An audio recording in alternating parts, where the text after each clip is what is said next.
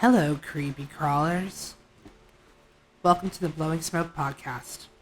I am your host, Kimiko Kusanagi. Sorry this episode took so long. Been battling a summer cold in this heat wave, and it's been horrific. Today's topic, the Amityville Horror. So light up and listen in. True crime mixed with the supernatural.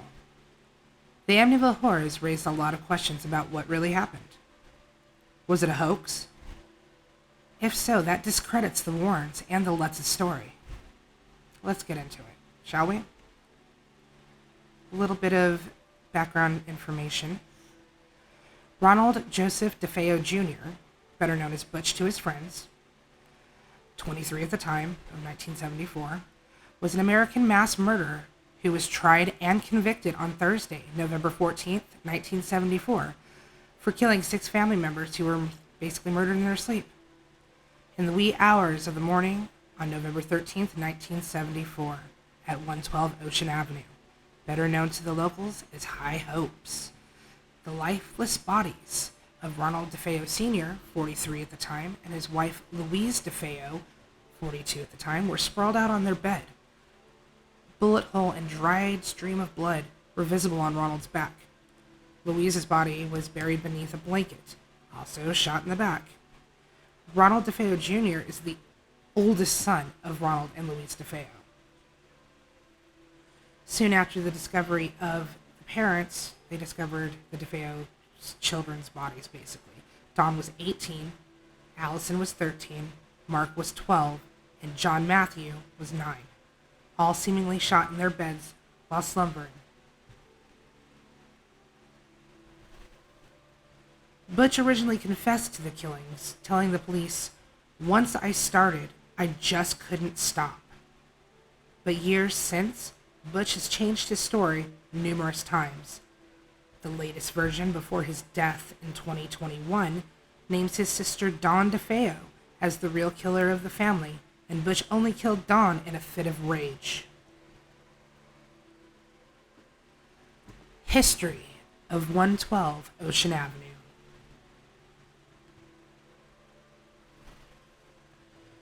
On January 14th, 1924, the property was purchased by John and Catherine Monahan, a family of 6. During the period the Dutch Colonial was being constructed, the home that originally stood on the property was relocated down the street. And after her parents passed away, Eileen Monahan moved her own family into the house and resided there until October 17th, 1960. When John and Mary Riley purchased the home for a reported $35,000. Within 5 years, the Rileys divorced and sold the home to Ronald and Louise DeFeo on June 28, 1965.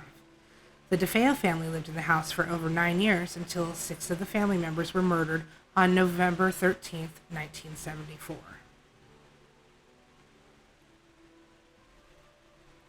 In December of 1975, George and Kathleen Lutz moved their family into the house, only to move out 28 days later. The house remained vacant until March 18, 1977, when Jim and Barbara Cromartie purchased the property. Due to the Lutz's claims of the house being haunted, the village of Amityville became synonymous for its House of Horrors. During this time, the Cromartie family changed the address on the house to confuse the hordes of tourists and ghost hunters who lined up by the dozens to take photographs of the infamous property. After the relentless wave of publicity proved unbearable, the Cromarties moved out of the house and left it to Frank Birch, a family friend, to tend to the property while they were away. After the house had been on the market for some time, the Cromarties decided to move back into the house. They remained there until 1987, when Barbara's son, David Roskin, passed away. Peter and Jean O'Neill purchased the home on August 17, 1987. The O'Neills also made many alterations to the property, such as changing the famous eye-shaped windows to square ones. In 1997, Brian Wilson moved into the house for a reported $310,000, and basically, along with every subsequent owner of the property since the Lutzes, Wilson claims that he has never experienced any paranormal phenomena while residing there. house has changed hands quite a bit. 3 theories about what possibly happened that night in 1974.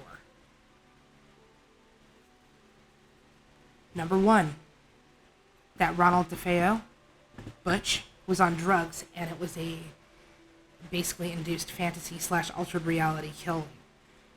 Butch was a known heroin addict and alcoholic, and one theory suggests that a drug deal gone bad, as in Butch owed a lot of money, and the dealers killed the family and threatened Butch.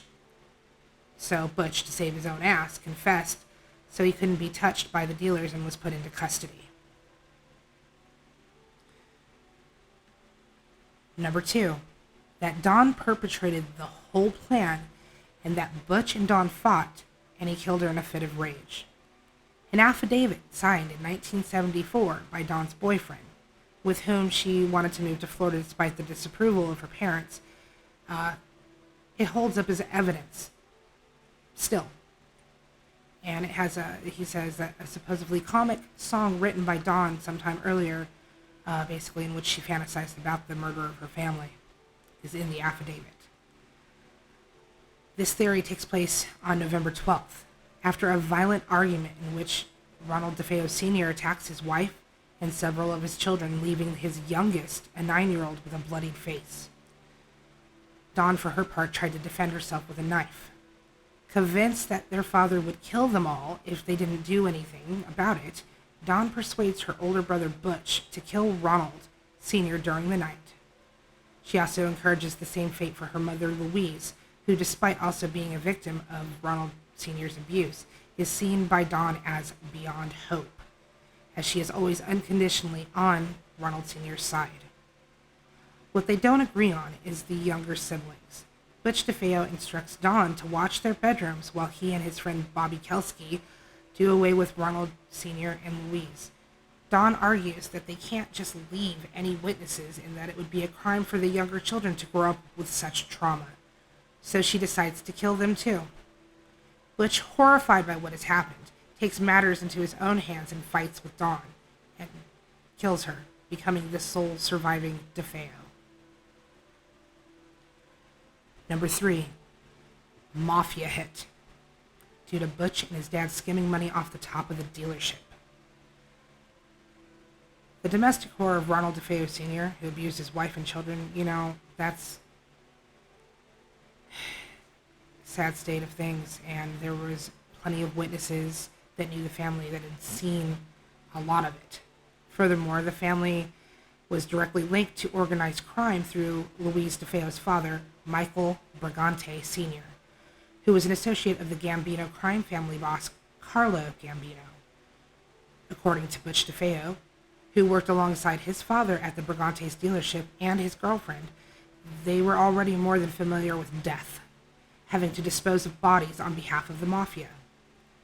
The Gambinos were going to close the dealership due to a loss of money, and Butch and his dad began skimming money off the top of the dealership before its closing, when a large sum that Butch and another associate were supposed to deposit went missing, causing the mafia to get further involved with the DeFeos. Subsequently, on Ronald DeFeo Sr.'s side of the family, Peter DeFeo, who Butch DeFeo was Peter DeFeo's grandnephew, that New York mobster was under the mob regime of Vincent Gigante. The DeFeo family had ties on both sides to different crime organizations, and either could have put a hit out. The Lutzes and the Amityville Horror. I'm going to do a brief summary.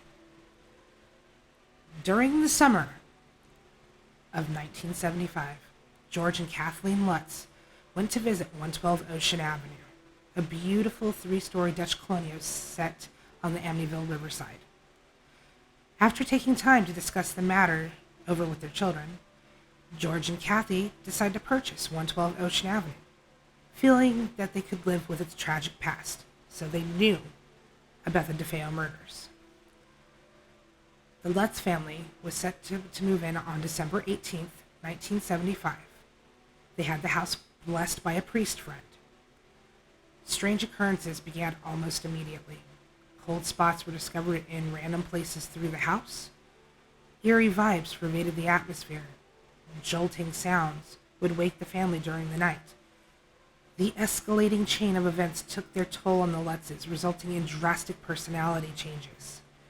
George, who began to seclude himself from the family, obsessed over the fireplace that never seemed to warm him enough.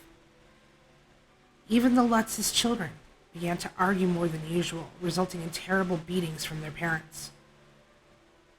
The youngest child, Missy, described speaking to an angel that was living in her room. This angel, Missy claims, was named Jody. Jody was able to present itself as a large pig to Missy and change shape and form at will. George and Kathy claimed to have witnessed two red eyes peering at them from the upstairs bedroom window. Missy believed it was Jody wanting to come inside. Final night that the Lutz spent in that house was on January 13th, because the Lutz fled the following afternoon on January 14th, 1976. The Warrens and the investigation. If you don't know who the Warrens are, you should probably go look it up. But they are a paranormal investigation duo team, husband and wife thing. So the Warrens first entered 112 Ocean Avenue on February 24th, 1976. Lorraine Warren described it as an overwhelming sense of sadness and depression throughout that entire home. After conducting their initial investigation, the Warrens put together a group of professional psychics to assist them in their findings. The Channel 5 news team of Marvin Scott, Steve Petropoulos, and Laura DiDio covered the Warrens' investigation on the night of March 6, 1976. The Warrens felt that the house could only be saved through a cleansing performed by an Anglican exorcist or a Roman Catholic priest. George and Kathy Lutz say that they were not willing to take on that responsibility. George and Kathy decided they could not risk moving their family back into that home, and they returned the property to Columbia Savings and Loan on August 30th, 1976. After that, in 77, a book came out, and the Lutzes were in the media for quite a long time, along with the Warrens, about that house. My Amityville Horror. Lorraine Warren herself makes an appearance in the 2012 documentary, My Amityville Horror, which focuses on the testimony of Daniel Lutz, one of the Lutz family children, during his stay at 112 Ocean Avenue.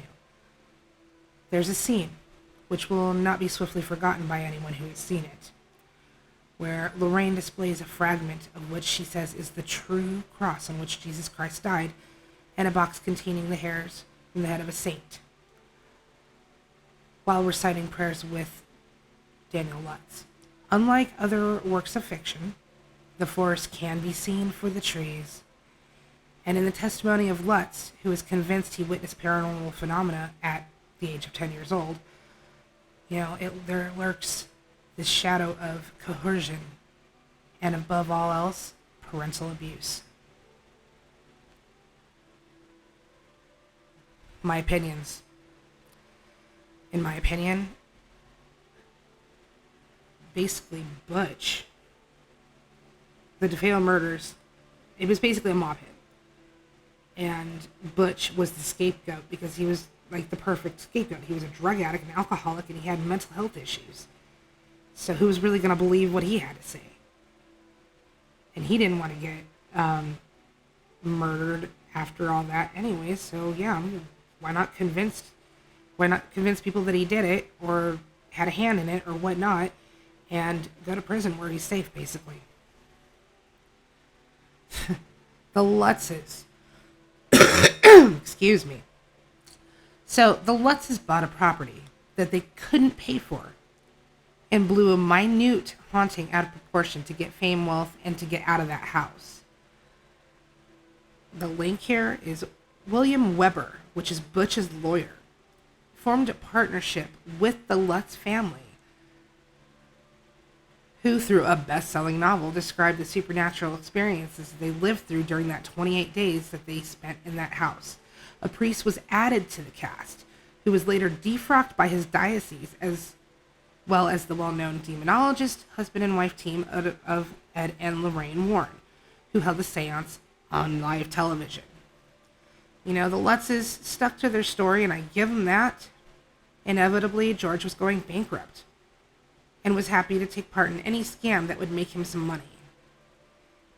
I don't believe George was into satanic worship, because that's one of the theories, especially claimed by Daniel Lutz that George was into satanic worship. I believe that was just part of the ruse and the scam. In my opinion, the Lutz children were disgracefully used as part of that scam. And that must have affected them in a serious way into believing false memories due to the repetition and coercing from the parents. The Warrens' perception was a manifestation, blown out of proportion. So, I believe that if we speak it enough and we believe it enough, we can put it into existence and manifest it. The Warrens are just that. Lorraine is a gifted psychic, being fed manifestations from other people and instructed by her husband. Ed was a great man, yes, great investigator, but I believe just as much as he was a great man and an investigator, he was a scam artist, an abuser, and a fame seeker. The house was not cleared or blessed or anything else after the Lutzes left, and no subsequent issues have ever remained for decades after the Lutzes incident. Even after the Warrens have passed, and their legacy has been passed on to their daughter and her husband, they're still fame-seeking, and the cash grab still lives on. The Warrens make for a great, iconic paranormal investigation duo on screen. In reality, if you look at the DeFeo case, like, lots of things don't add up. And after decades of new evidence and such pops up, and, you know, it just adds more questions to this crime/paranormal story. And you have to weed through and wormhole yourself to really get an in-depth view of everything that's going on. So many questions still. Like, why did no one hear the shots? Why didn't the family hear the shots? Why is there more than one weapon? Because now different shell casings have been found. How did Butch know where the evidence was dumped if he didn't have a hand in it? Why were all the bodies face down?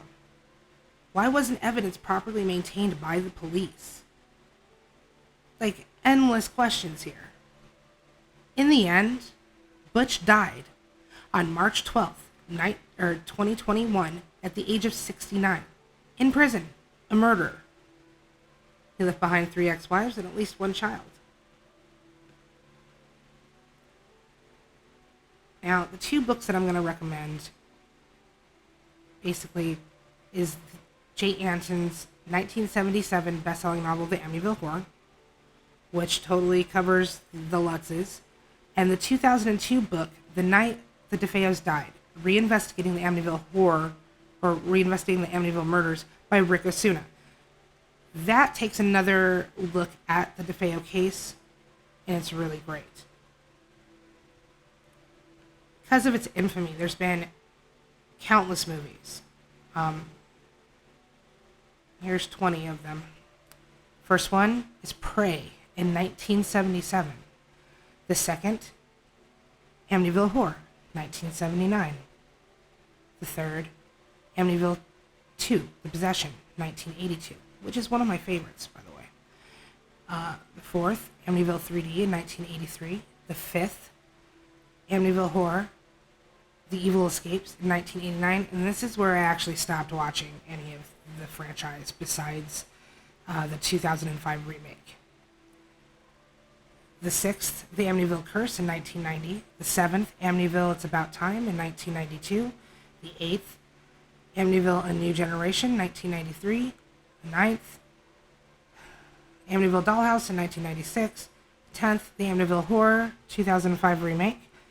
The 11th, The Amityville Haunting in 2011. The 12th, The Amityville Tapes, which was a web series.